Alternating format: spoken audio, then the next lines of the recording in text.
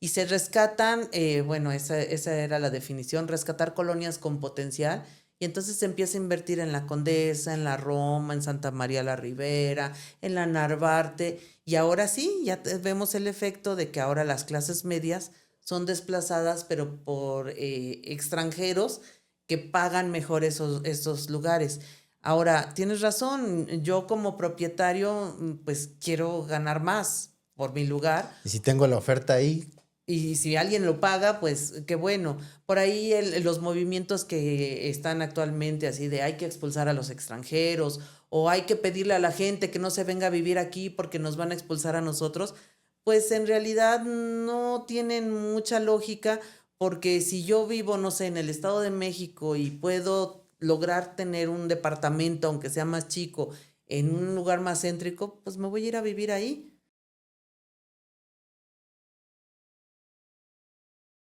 está con nosotros mi querida y valorada exprofesora, la urbanista y socióloga, la maestra Claudia Carpinteiro. Ella tiene magia en su interior. Puede hacer que se junte el agua con el aceite y sean buenos amigos y hasta que trabajen en equipo. También es docente, voluntaria, urbanista, coautora de varios libros y una excelente persona.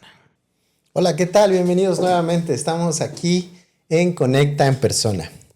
En esta ocasión queremos que conozcan y presentarles a una queridísima amiga que casualmente en algún momento de mi vida fue mi profesora y hoy en día es algo muy grato el que se pueda volver un amigo, alguien que pues, compartió tus conocimientos en algún momento, ¿no? En esta ocasión está con nosotros la maestra Claudia Carpinteiro. Ella pues básicamente nos viene a platicar un poco de su experiencia en sociología y en educación. ¿Cómo estás, Claudia? ¿Qué tal? Hola Alex, muy contenta, agradecida de estar aquí en Conecta en Persona. La verdad es que para mí también es una alegría muy grande. Efectivamente, en algún momento fui tu maestra, y ahora estoy orgullosa de que tengas este proyecto y en estos éxitos que has tenido. Muchas gracias por reconocerlo de esa manera y pues es mutuo. Yo también estoy muy emocionado y agradecido por la continua participación que me han hecho partícipe de sus múltiples proyectos que tienen. Pues realmente ahorita pues queremos que nos platiques un poquito de ti. Nos gustaría que nos platiques un poquito de tu trayectoria profesional, algo muy breve, pero igual que para que te conozca el público. Bueno, pues mira, yo en realidad soy socióloga urbana, egresada de la UAM, de Azcapotzalco, y tengo la maestría en estudios urbanos y estudios de doctorado todavía sin concluir. Tengo 25 años de maestra, qué cosa tan loca. Ya 25 años de profesora, principalmente en arquitectura y en urbanismo, que son las áreas en donde más he ejercido. Y bueno, pues aquí estoy todavía trabajando en lo que me gusta, me apasiona dar clases, me apasiona explicar lo que he aprendido, y que mis alumnos lo puedan poner en práctica. Eso para mí es muy enriquecedor. Perfectísimo, Claudia. Pues mira, está padre que puedas disfrutar lo que haces. De hecho, eso va a mi segunda pregunta, que sería, ¿qué es lo que más disfrutas de tu profesión? Y has disfrutado a lo largo de ese transcurso, ¿no?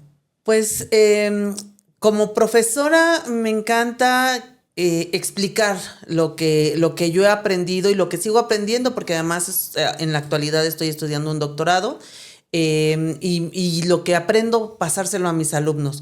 Pero cuando ellos lo ponen en práctica, ellos lo asimilan, eso es padrísimo. He tenido a veces alumnos con problemas emocionales o problemas económicos, que les cuesta el trabajo la escuela, y verlos que se pueden superar y que pueden llevar a término sus estudios, eso para mí es súper padre. También alumnos que a veces no tienen muchas ganas de estudiar y buscar la manera de que lo que yo sé a ellos les guste, de pronto les apasione, eso me enriquece mucho. Es lo que más disfrutas de esto. Sí. Perfecto. Pues yo creo que siempre el lograr eso, que tú tengas ese crecimiento también, que te enriquezca, el poder compartir tus conocimientos, da mucha satisfacción.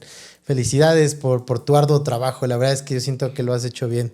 La verdad es que es de las mejores clases que he tomado. A pesar de que no es como que yo ande muy metido en temas sociales y así, pero disfrutas el entender muchísimas cosas. Platícanos, Claudia, en las técnicas de enseñanza que has ido aplicando a lo largo de tu carrera, ¿cuál crees que ha sido de las más efectivas?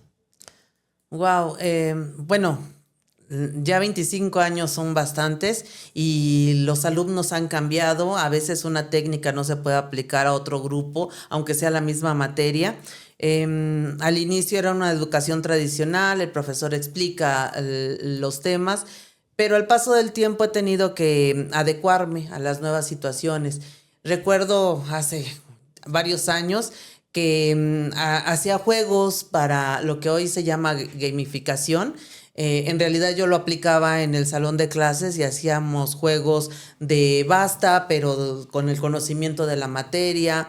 En alguna ocasión incluso juegos de dominó y no podías poner la ficha sin antes contestar una pregunta. Si no contestabas tenías que pasar. Y entonces organizaba equipos para que de esa manera pudieran estudiar y se les quedara como más grabado la información. Eran como herramientas para que ellos pudieran estudiar para antes del examen.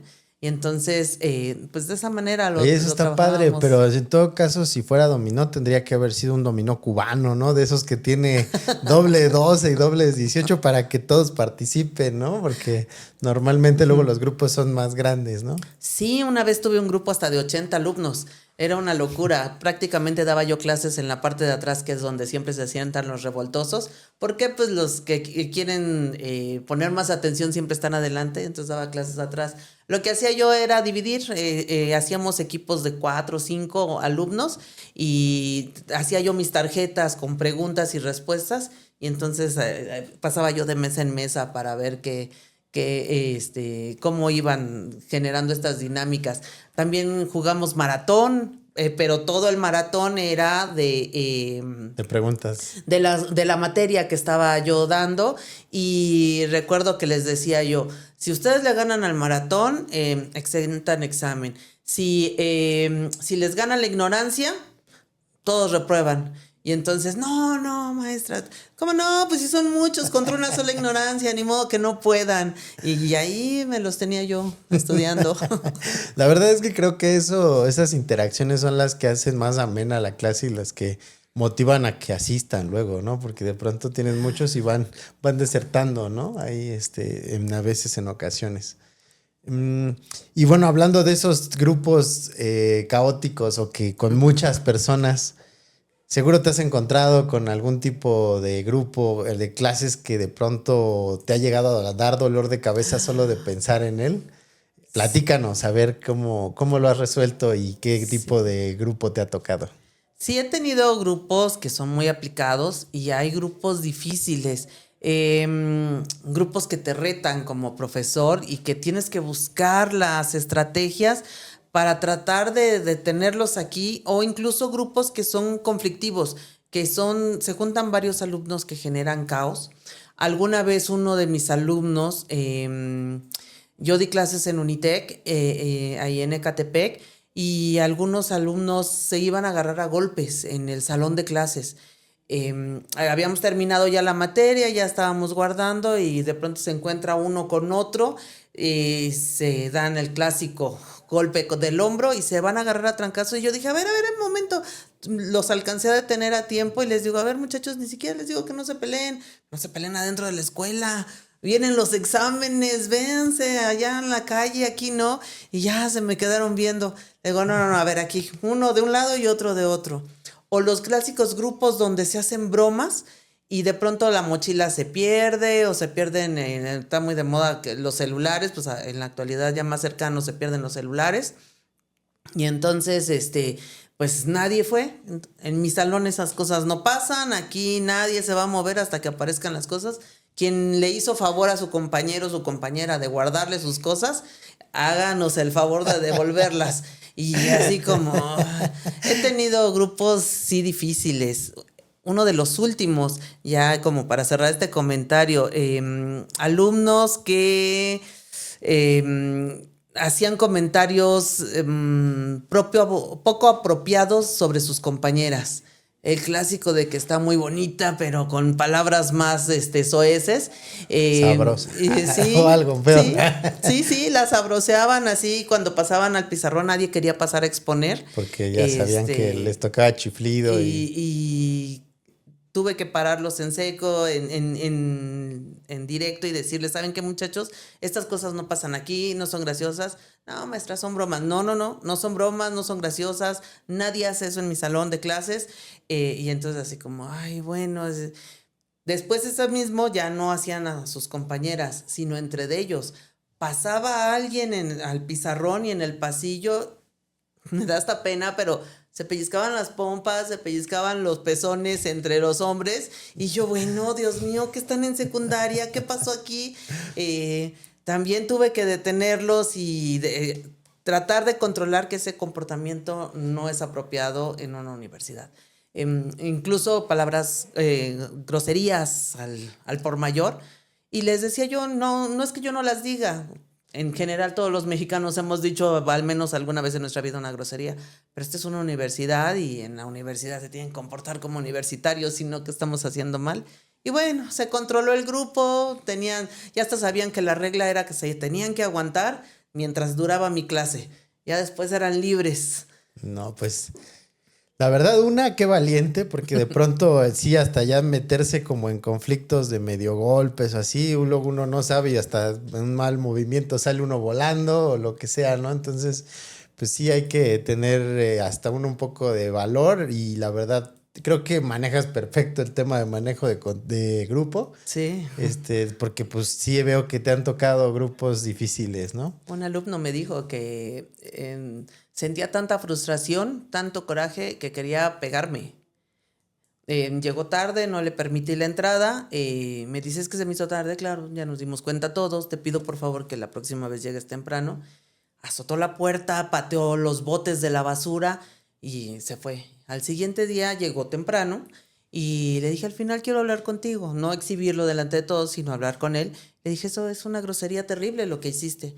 Y me pidió disculpas y me dijo, maestra, yo a usted la respeto mucho, pero sentía tanto coraje que yo quería agarrarla a golpes. Pero como la respeto, mejor le pegué al bote. Y yo, no, pues de mi salario para que haya más botes de basura en esta escuela, por Dios. Sí, he enfrentado grupos difíciles, pero también otros Muy súper buenos. padres, sí, con grandes satisfacciones. A ver, platícanos uno de esas que llegas y te da mucha satisfacción. El simple hecho de ir a la clase, ¿te da gusto recibir a esa gente? Pues tuve un grupo que era muy curioso, con muchas ganas de aprender y había cosas que incluso yo no sabía. Que llegaba yo y me preguntaban cosas y decía, ay Dios, esto no lo sé, pero soy la maestra. Entonces lo que aprendí a hacer es, ok, esto no te lo manejo, sin embargo, dame oportunidad y mañana te lo investigo y te lo traigo. Y entonces era un grupo que me retaba todo el tiempo, que me ponía a prueba para que yo también creciera como maestra, para que aprendiera cosas. Y entonces... O sea, no te intentaban como hacer menos, sino que te incitaban a que tenían ellos curiosidad, querían saber y cómo se hace este procedimiento, este proceso constructivo. Oiga, maestra, ¿se puede hacer de esta manera? Y había cosas que decía, ay, no, pues eso no lo sé, eso no lo he trabajado. Bueno, pero... es que realmente, pues sí, tu carrera, pues era socióloga, ¿no? Y digo, lo padre es que has tenido participación y has dado clases en muchas ocasiones en carreras de arquitectura, ¿no? Sí, de hecho, la mayor parte ha sido en arquitectura. 25 años llevo dando clases en arquitectura, unos 10 en urbanismo y he dado clases en diferentes carreras. Al ser socióloga, me tocan las materias de historia, de redacción, entonces he dado ingeniería, contabilidad, merca, pero la mayor parte es en arquitectura. Sí, ese es mi fuerte. Por ser socióloga urbana y por los temas de economía urbana que manejo, de evaluación inmobiliaria. Me encanta tu versatilidad, la verdad. Oye, y ahora sí, seguimos como en la parte de educación. Ya vimos cómo te han tratado los alumnos y los grupos, pero cómo te han tratado, por ejemplo, las universidades o los rectores, los directores de carrera. ¿Qué tan flexible han sido de pronto algunas escuelas con tus métodos de enseñanza o simplemente con tu forma de ser, ¿no? Pues mira, la verdad es que al paso del tiempo logro convencer a mis jefes, sí ha sido a veces difícil, me han dado oportunidad y cuando ya estoy ahí, pues a veces hago cosas muy locas que sacan de balance a mis coordinadores. Me ha costado trabajo en algunas escuelas, he dado clases en escuela pública y privada y a veces, no sé, sacarlos del salón para hacer alguna práctica o realizar alguna actividad que no tiene que ver necesariamente con la academia, sino con otros elementos como las colectas, como proyectos interdisciplinares. A veces los pongo a ellos así en jaque y dicen, ay, es que esto no hay un protocolo para resolver eso porque no se nos había ocurrido. He dado clases en la UASM, por ejemplo. He dado clases, ahorita estoy en la Rosario Castellanos, pero he dado clases también en privadas. Recuerdo una ocasión en Unitec que se nos ocurrió hacer un huerto urbano. Y el huerto urbano ni siquiera era para arquitectura, el huerto urbano era para la carrera de gastronomía. Y daba yo clases en mercadotecnia y en comunicación y entonces tenía yo a los alumnos de mercadotecnia y comunicación haciendo la publicidad y haciendo un evento de colecta de dinero para juntar, para comprar los materiales para el huerto. A los alumnos de arquitectura diseñando el huerto y los enlaces de los polines y de toda la estructura de cómo hacerlo. Los alumnos de gastronomía haciendo galletas y pizzas para venderlas. Y así, entonces era un proyecto interdisciplinar que empezamos ahí a generar. Entonces los coordinadores tenían ellos que coordinar algo que no tenía que ver con la academia, pero que estaba ahí y que ponía yo en jaque al de mantenimiento y al de... Al final se dio el huerto, logramos construir un pequeño huerto. Me acuerdo que el doctor Ipiña con sus alumnos de arquitectura, 6 de la noche en estas temporadas de lluvia, todos estaban hechos una sopa porque la lluvia estaba que caía, pero ellos armando ahí el huerto bajo la lluvia. Y pues yo ahí dije, ni modo de irme así de, ay, ya está lloviendo, yo ya me voy. No, pues yo ya los metí a todos aquí, pues aquí nos quedamos. La verdad, hasta me dieron ganas de haber participado en ese huerto. O hicimos un proyecto para la institución Casa y Ciudad. Recuerdo que me había tocado la materia de vivienda y reciclaje. Y yo dije, pues mis alumnos tienen que entregar maqueta, planos, proyecto. Y me fui a Casa y Ciudad y le dije, tienen que entregar esto. ¿Tienes algún proyecto de vivienda? Y me dijeron, sí, hay un grupo indígena que solicita vivienda al INVI. El INVI nos asignó el proyecto y hay que presentarlo. Y entonces, pues mis alumnos de arquitectura, yo no soy arquitecta, entonces yo no podía dirigir el proyecto de arquitectura, pero sí el bloque, la logística. Y entonces otra vez con el doctor Ipiña, que llevaba el proyecto arquitectónico, con el profesor Luis Vargas, el maestro Luis Vargas, sí lo recuerdo, que hacía las presentaciones de proyecto. Sí. Y organizamos así entre los tres, Casa y Ciudad venía, supervisaba, porque además les decía a los alumnos, ustedes si pasan o no pasan, hacen bien o mal los planos, pues reprueban y ya no pasó nada. Pero este es un proyecto real que si ustedes lo hacen mal, el grupo que está solicitando el crédito lo pierde. Y tardaron 10 años en gestionarlo. Entonces, tiene que quedar bien, sí o sí. Y entonces se armó así toda una logística. Al final les dieron un diploma a mis alumnos. El proyecto sí se hizo, está enfrente del Metro Candelaria. ¡Wow! ¡Qué padre! Sí. Felicidades, eso está genial. Digo, la verdad es que creo que ya el poner conocimiento, esfuerzo humano y coordinar y hacer este tipo de integración entre personas, alumnos, disciplinas para un bien mayor, que en este caso pues era una vivienda, ¿no? O sea, al final el darle una vivienda a alguien, pues hoy en día, y creo que toda la vida ha sido como un sueño, ¿no? Que es lo que esperan, porque muchas veces pues vive la gente pues en condiciones muy, muy precarias, ¿no? Entonces, pues yo creo que son cosillas que son pequeñas, tu pequeño granito de arena, ¿no? Sí. Para hacer un lugar mejor y vivir en un mundo mejor, ¿no? Y sobre todo que mis alumnos vean que lo que ellos hacen sí es útil, sí sirve, sí pueden ayudar. Normalmente hacemos proyectos de responsabilidad social y a veces la gente cuando escucha eso piensa, hay que dar dinero. Y les digo, no, ustedes pueden dar su conocimiento. Lo que saben, donar trabajo, Su tiempo. donar tiempo, inteligencia, ¿no? Armar el proyecto y pueden ayudar sin ni siquiera gastar nada, ¿no? Bueno, pues realmente creo que ese es uno de los puntos muy importantes que quiero destacar de Claudia. La verdad es muy versátil y tiene como esa facilidad de socializar y de apoyar o integrar a muchas personas. De hecho, no solamente está en la parte de educación, también quiero agradecer porque hoy en día tuve un regalo muy, muy bonito y que aprecio mucho. Me están obsequiando su 4ª edición de libros de urbanismo y que realmente es conocimiento muy valioso de sus múltiples investigaciones. Orlando y también Claudia tienen pues muchos estudios y muchas investigaciones que a su vez las intentan compartir, ¿no? Y hoy están haciendo muchísimos proyectos. Este es uno de ellos, que es son unos libros que pues la verdad son muy lindos, muy padres, te dan mucho conocimiento. Quiero leer un pequeño agradecimiento. El libro se llama Espacio Público, Diseño, Movilidad y Accesibilidad. Y tengo aquí un par de agradecimientos. Es para mi estimado amigo Alex, que tu vida siga siendo un camino de éxito y grandes proyectos, con una firma misteriosa. Y para Alex, con aprecio, deseo que sigas tan triunfador. Atente, Claudia Carpinteiro. Muchas gracias, ¿eh? La verdad estoy muy contento de que todavía pues realmente puedan compartir esos conocimientos, ¿no? Y que dejen un legado ahí, ¿no? Que esto, pues siempre dicen, hay que hacer su propio libro. Yo apenas, ellos me motivaron a empezar mi propio libro. Eso no lo había mencionado hasta ahora.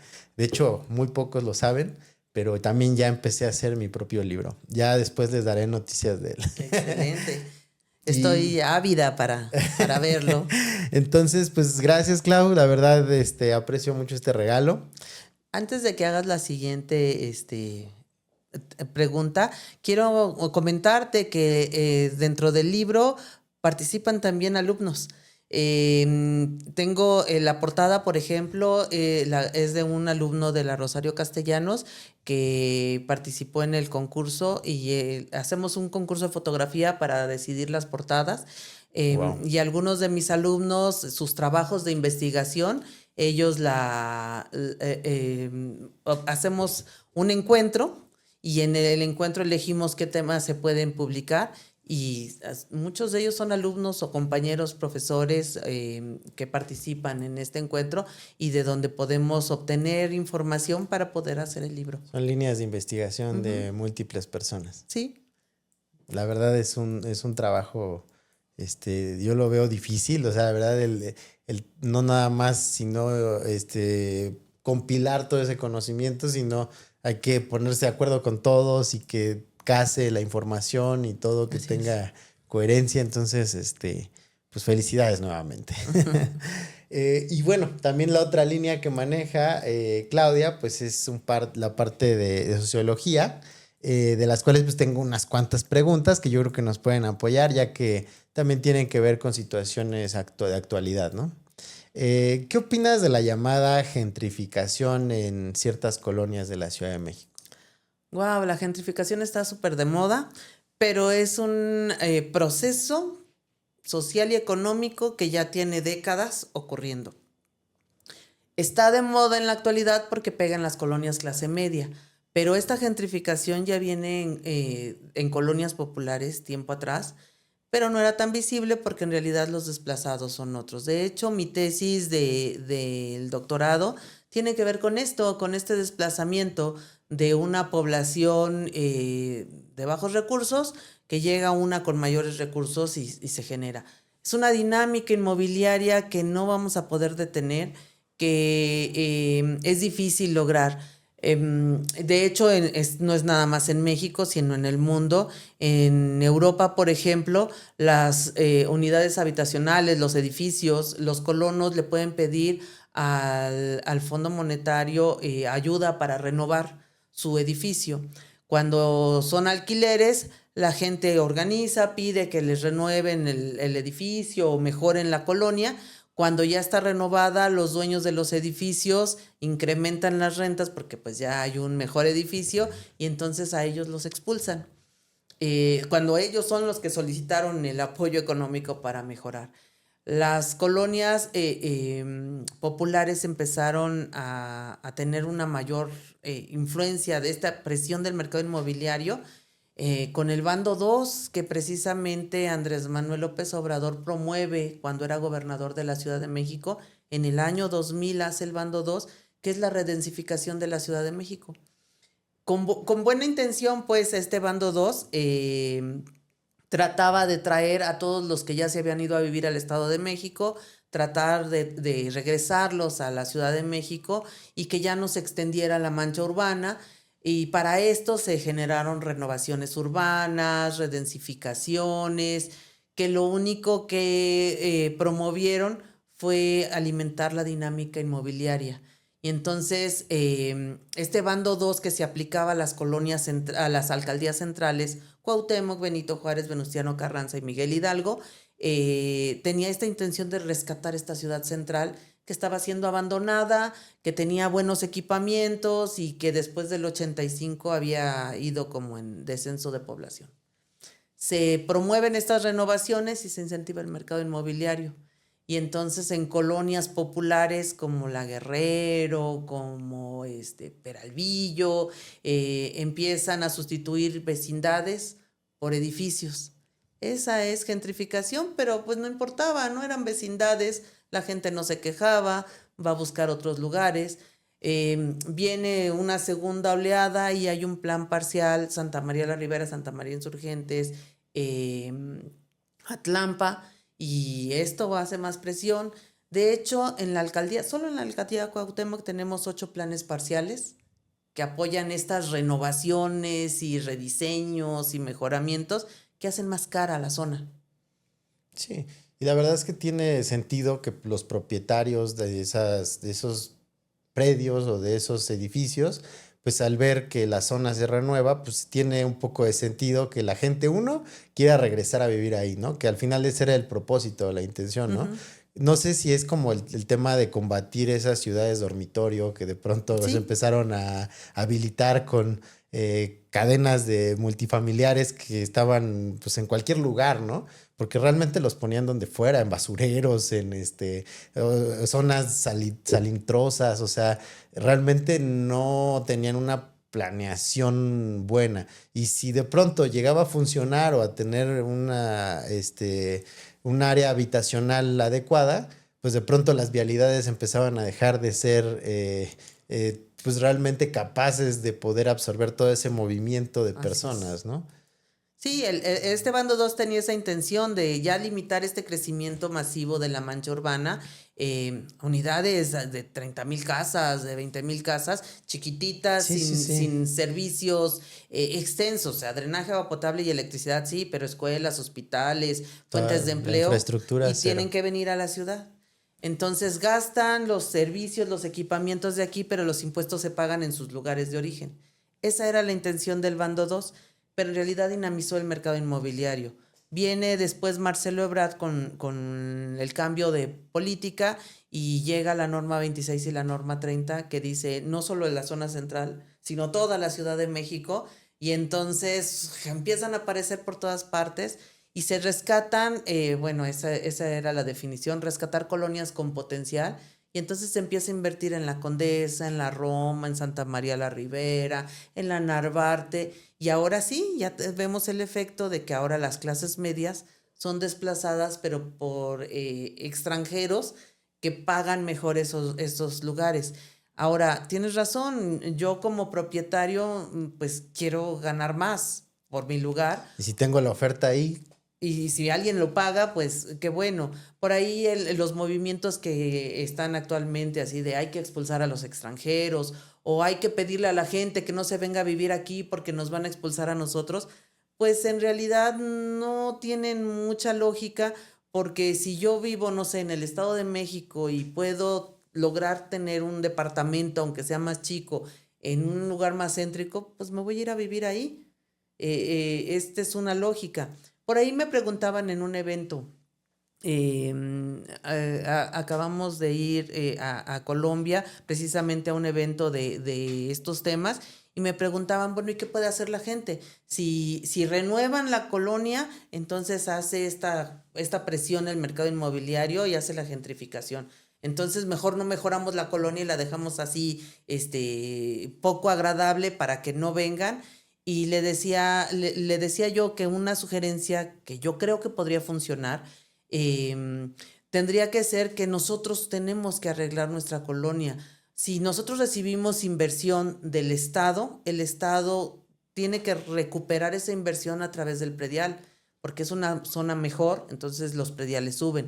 Si metemos inversión de las empresas inmobiliarias y hacen casas más caras y el espacio público le meten amenidades al interior de las conjuntos habitacionales, Sí. y arreglan la zona, Buscan un retorno de inversión. entonces se busca ese retorno de inversión.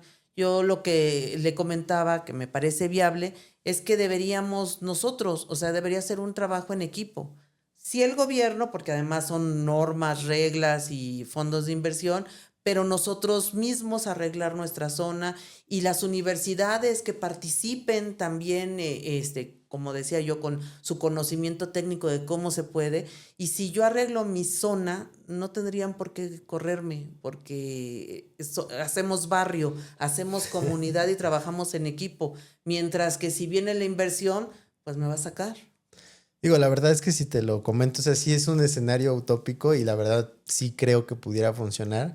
Sin embargo, creo que una de las deficiencias de la mayoría de los mexicanos es que es muy complicado ponerse de acuerdo. O sea, en algún momento también tuve un departamento y no sé, seguramente muchos han estado en el caso de que los agregan al chat del edificio y pues están 60 personas o no sé cuántas casas hay ahí, ¿no?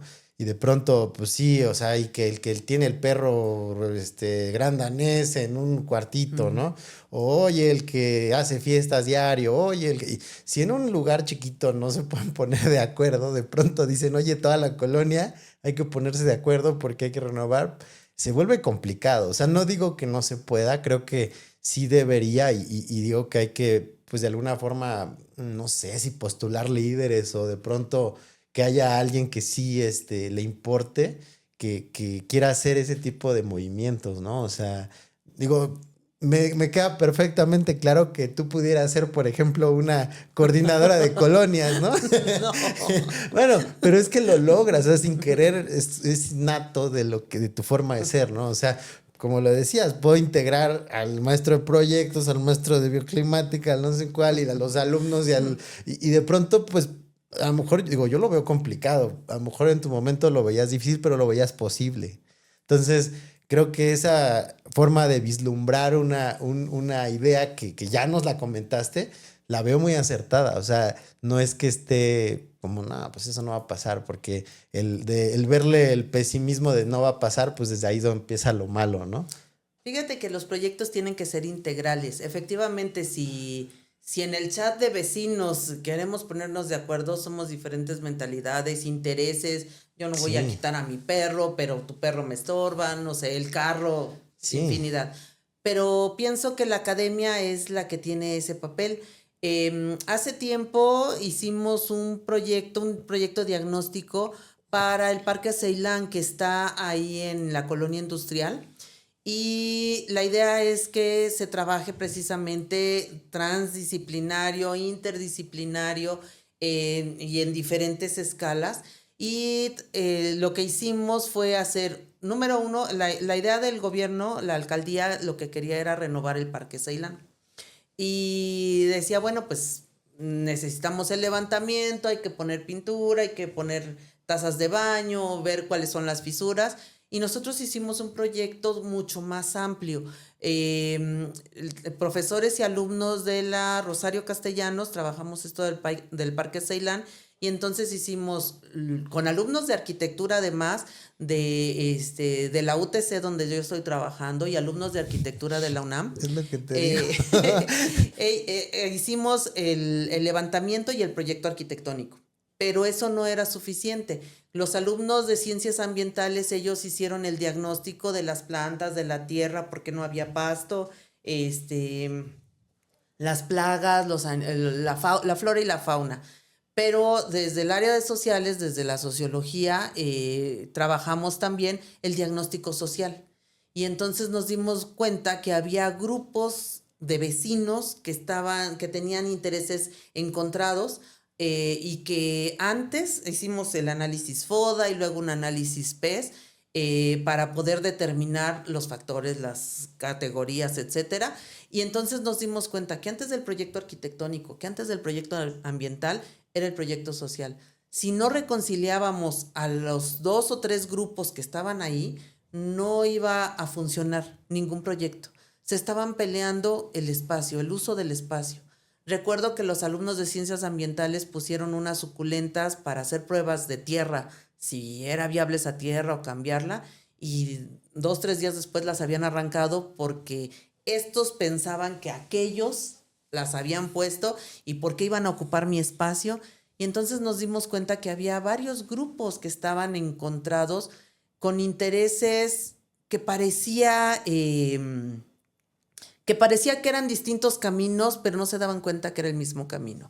Había una situación, una de las lideresas, una señora, nos decía, es que vinieron los vagos y grafitearon, pero en realidad había un mural en las gradas.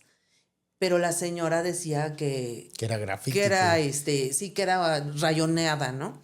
Y había otro grupo que tenía unas canchas de frontón. Y entonces estos del frontón eran como los hegemónicos y por aquí no pasa nadie.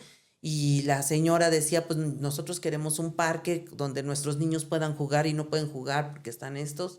Había uno de cancha de fútbol rápido, y él decía, pues yo no me voy a mover de aquí y esto es un negocio para mí. ¿Cómo va a ser un negocio si esto es un espacio público? Sí, pero lo ocupan. Y lo que nos decía un grupo, queremos que se vayan los del frontón y los de las canchas. Y yo decía, no, espérate, es que las canchas sí se ocupan. Hay niños, hay adultos, hay adolescentes jugando fútbol, pero es que están haciendo negocio. Pero es que estos juegos propician alcohol e incluso consumo de drogas en la zona. Sí nos dimos cuenta también de ese deterioro social. Y decíamos, bueno, sí deberíamos controlar eso, pero no podemos quitarlos. Los de los juegos decían, es que estas señoras están mal, ¿no? Y hay que quitarlas a ellas.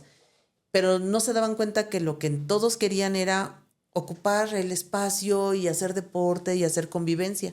Sí. Y entonces empezamos a buscar la manera de tratar de llegar a acuerdos. Me acuerdo que mencionaba yo en el grupo de especialistas de todas las carreras y las áreas que estábamos trabajando, y yo decía, bueno, ¿y si hacemos un mural, pero que sea hecho por mujeres grafiteras, pero que les enseñe a las señoras, a ellas, poner su parte ahí, que ellas se sientan parte de ese mural y se den cuenta que eso no es un grafiti nocivo o agresivo, sino que ellas son parte de? Y entonces busqué a algunas artistas urbanas y les comenté, oigan, ¿se puede hacer esto? Sí, claro, nosotros les podemos enseñar, nosotros hacemos el diseño y ellas qué podrían aportar ahí, ¿no? Y así poco a poco tratar de integrar. Desafortunadamente no logramos concluir lo del parque porque, bueno, los tiempos políticos son unos, los tiempos de investigación y sociales son otros. Los tiempos de los alumnos también, sí, ¿no? Sí, se les acaba su tiempo de clase o de servicio y vienen vacaciones materia, y yo ya me voy, yo vine a aprender, aprendí y ya me voy. Okay. Entonces fue difícil lograr llevarlo a cabo, pero creo que con más tiempo hubiéramos logrado algo porque ya estábamos en esos avances. Entonces, por eso te decía yo, la academia, si bien es difícil que la gente logre encontrar como el punto de acuerdo, pero para eso están los urbanistas, los sociólogos, los psicólogos incluso, los pedagogos, que nos pueden buscar esas herramientas Por el otro lado, los proyectos arquitectónicos de renovación, de remodelación.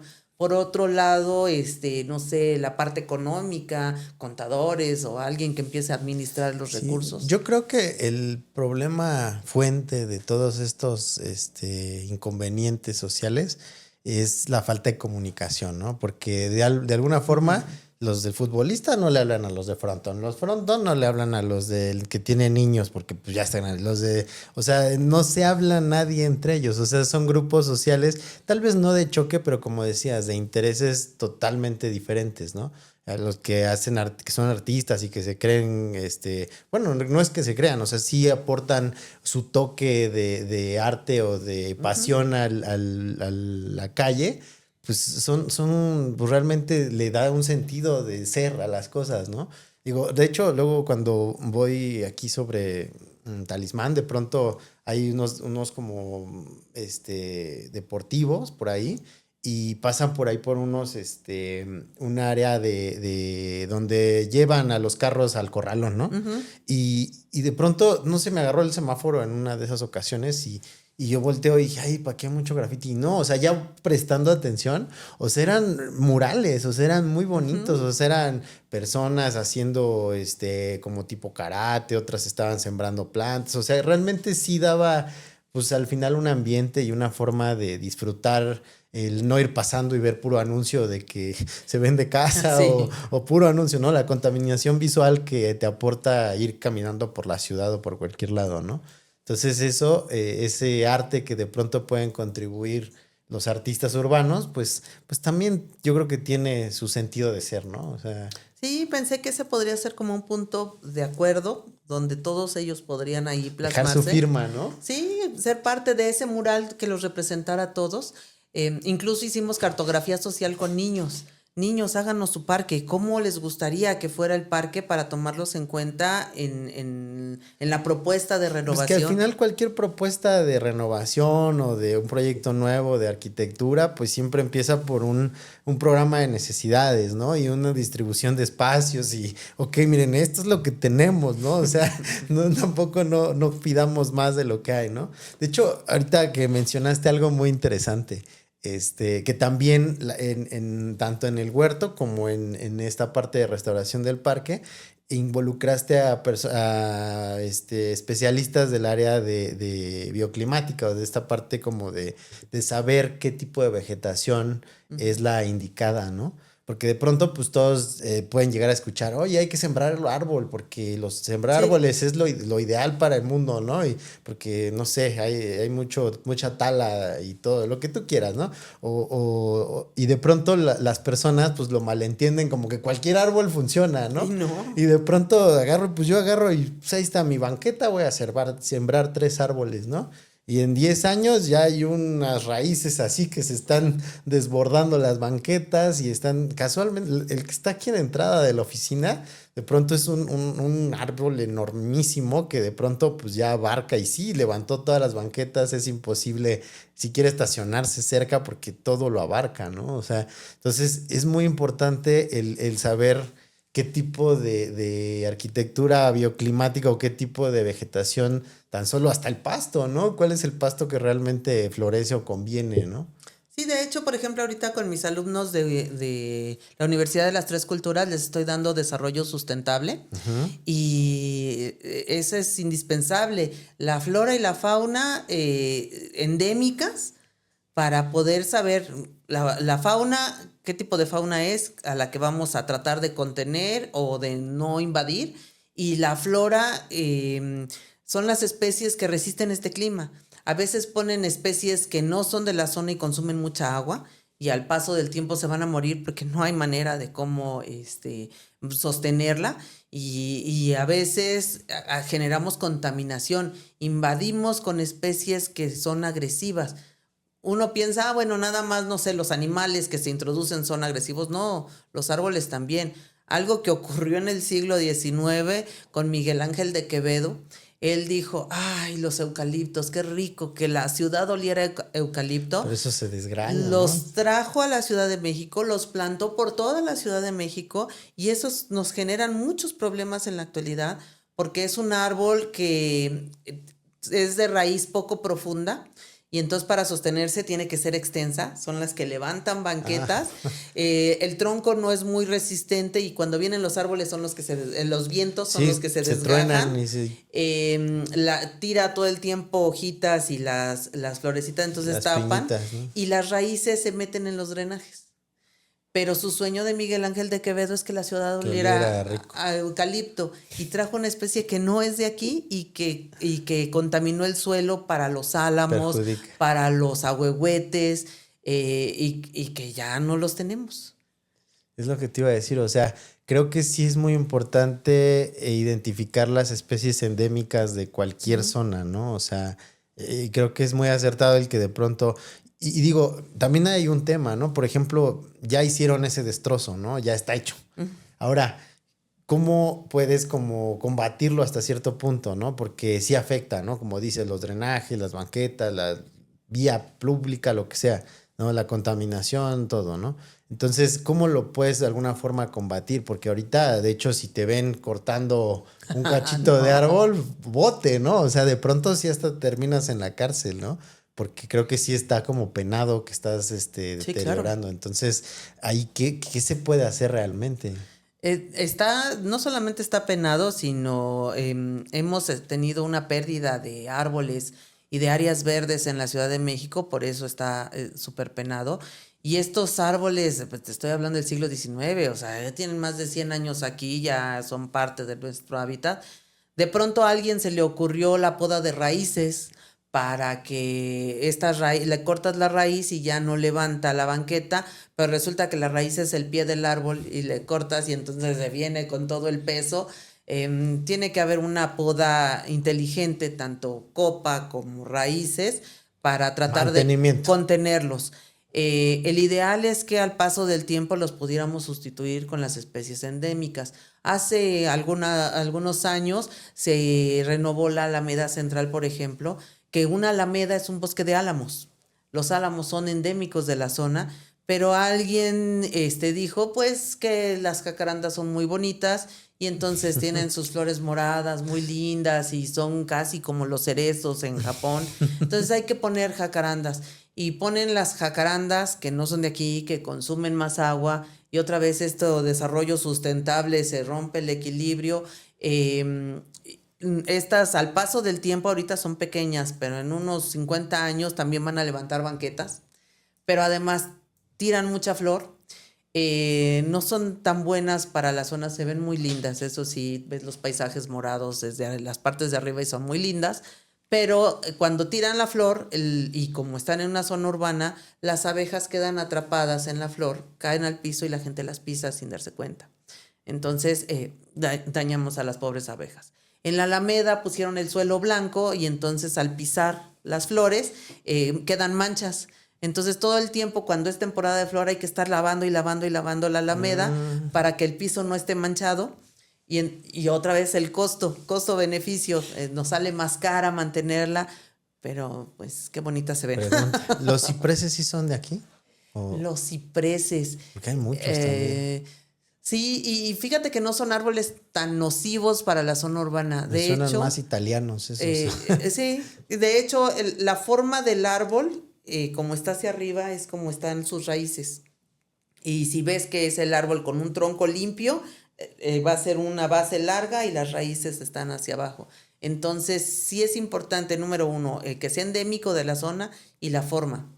Recordarás el ahuehuete que sustituyó a la palma en Reforma, que se tuvo que cambiar varias veces. Ya también murió, ¿no? Porque ahí va, me parece, no sé si es el segundo, tercer, cuarto ahuehuete, pero ya se aclimató. Ya al menos ya. El ahuehuete sí es de la Ciudad de México, el problema es que ese ahuehuete viene de Monterrey, no se trajo de Xochimilco.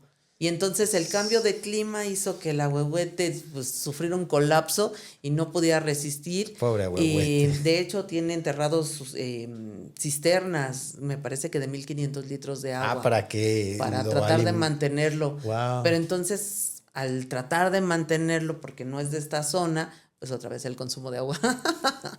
Que también es un problema. Sí. Y consumo de agua en una ciudad donde ahorita nos está lloviendo terrible, que otra vez arquitectura, bioclimática, ¿por qué no estamos absorbiendo esa agua? Pues porque todos los espacios por donde entraba el agua al Todo subsuelo es una plancha de concreto. Los reglamentos dicen entre el 20 y el 30% de área permeable, pero la gente no lo deja. Nadie lo hace. Y los pocos árboles que quedan en las banquetas a veces los tapan, los quitan y los cuadritos los tapan y entonces no se absorbe.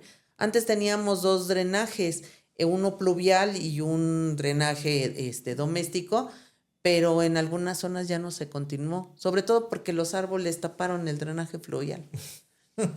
Las raíces entraron y se cerraron y es una locura.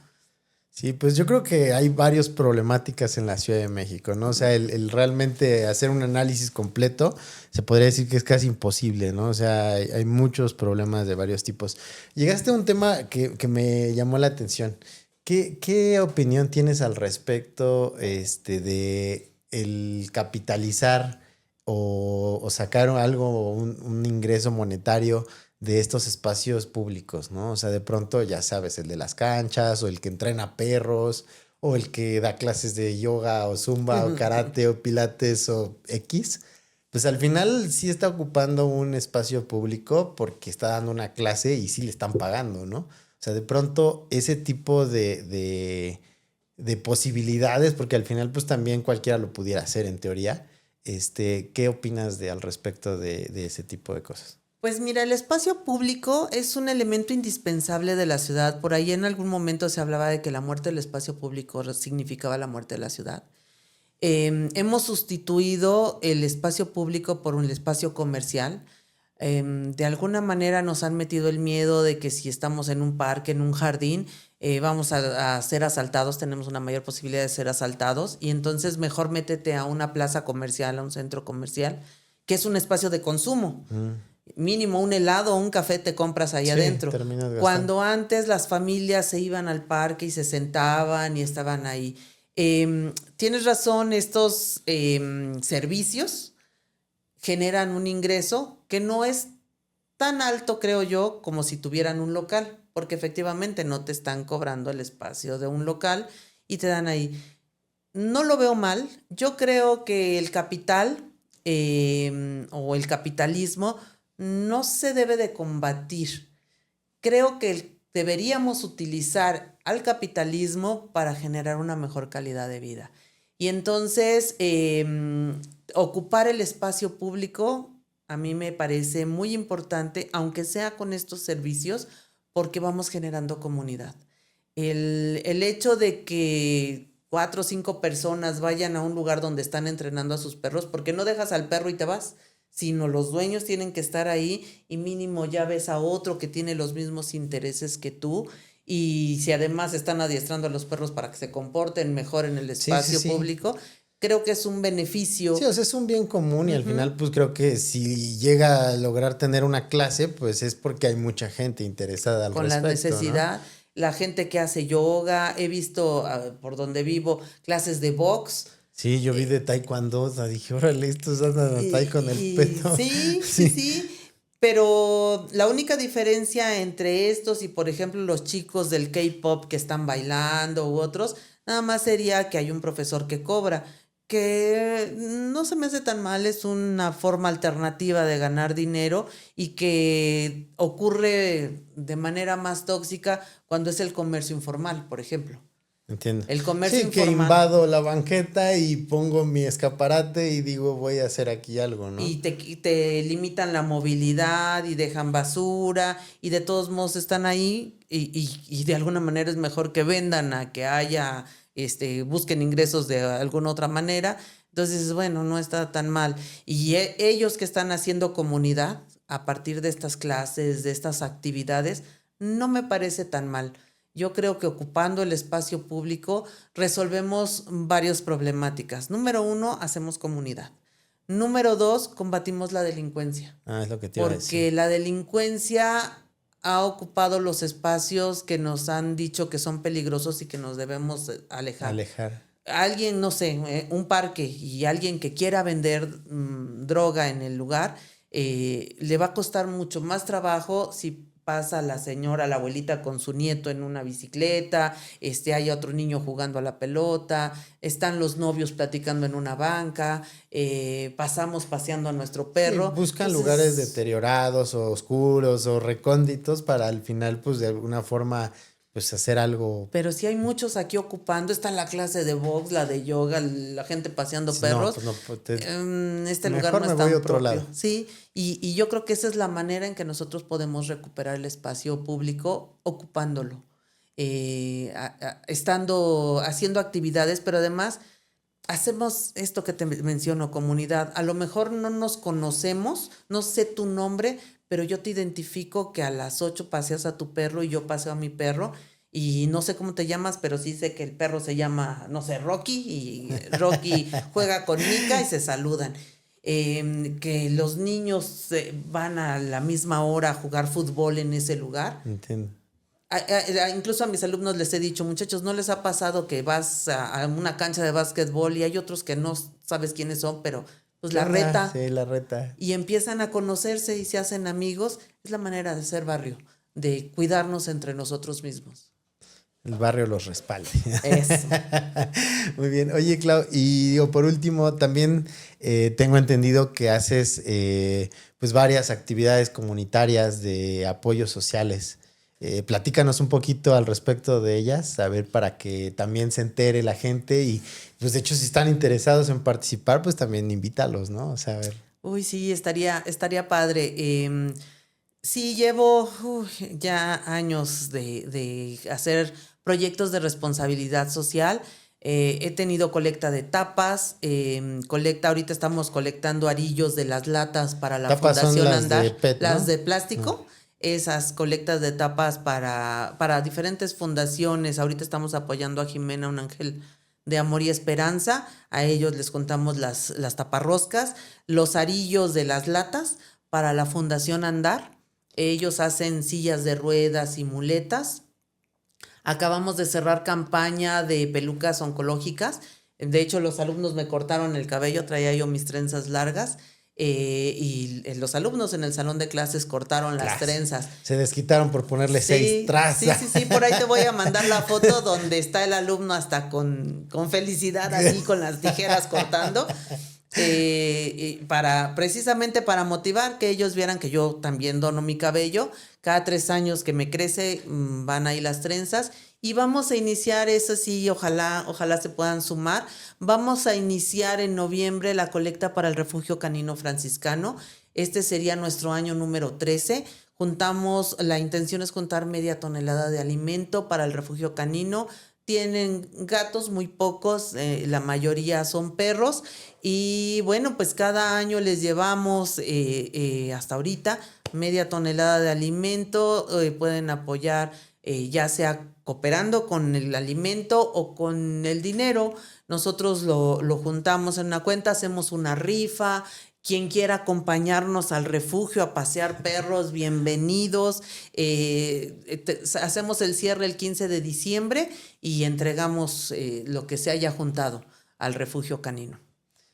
Son, Y pues no sé, hay varios proyectos. Ahorita estamos haciendo una colecta de útiles escolares para una casa de niñas.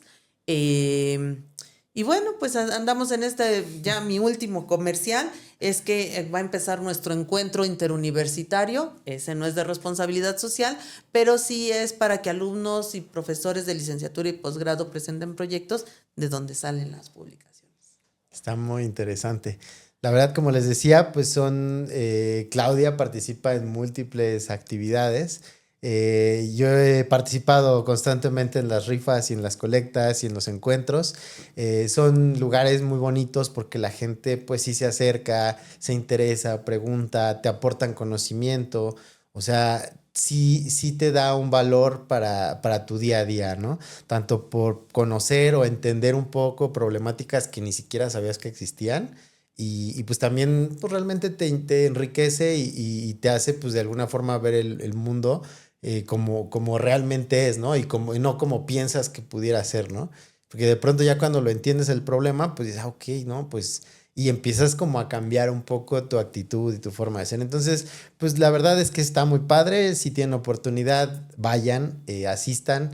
Ya les estaremos compartiendo las redes sociales, y los lugares de convocatorias y todo. Es muy probable que ya hice por ahí un espacio en octubre, entonces es probable que los acompañe, ¿no? Y pues nada, vamos a despedirnos, la verdad, de este auditorio, la verdad, de estos espacios, la intención es, como les digo, que conozcan un poco más del mundo, lo vean de otra manera, rompan paradigmas y creen nuevos puntos de vista, ¿no? Entonces, pues síganos para más capítulos como este y esperamos verlos en más eventos que también van a estar próximamente. Estén atentos en nuestras redes sociales.